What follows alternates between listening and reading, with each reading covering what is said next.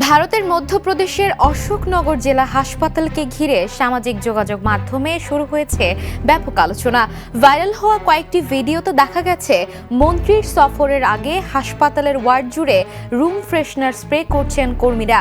অভিযোগ উঠেছে হাসপাতালের দুর্গন্ধ ও অস্বাস্থ্যকর পরিবেশ আড়াল করতেই এমন উদ্যোগ নেওয়া হয়েছে।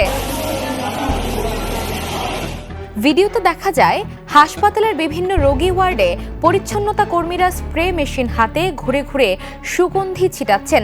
এরপরই হাসপাতাল পরিদর্শনে আসেন রাজ্যের মন্ত্রী রাকেশ শুক্লা এবং তার সঙ্গে থাকা কর্মকর্তারা। ভিডিও প্রকাশের পর নেট দুনিয়ায় শুরু হয়েছে সমালোচনার ঝড়। অনেকেই প্রশ্ন তুলেছেন, হাসপাতালের স্থায়ী সমস্যার সমাধান না করে শুধু ভিআইপি সফরের সময় সাময়িকভাবে পরিবেশ ঠিকঠাক দেখানোর চেষ্টা কেন?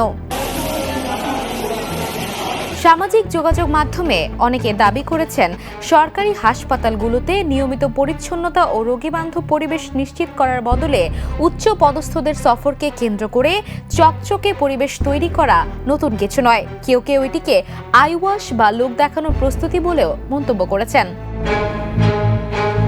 যদিও হাসপাতাল কর্তৃপক্ষের আনুষ্ঠানিক বক্তব্য এখনো সামনে আসেনি, তবে ভাইরাল ভিডিও নতুন করে সরকারি হাসপাতালের বাস্তব অবস্থা এবং স্বাস্থ্য সেবার মান নিয়ে প্রশ্ন তুলেছে।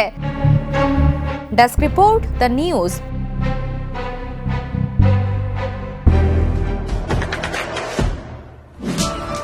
দেশে দেশে সবার সাথে, দ্য নিউজ।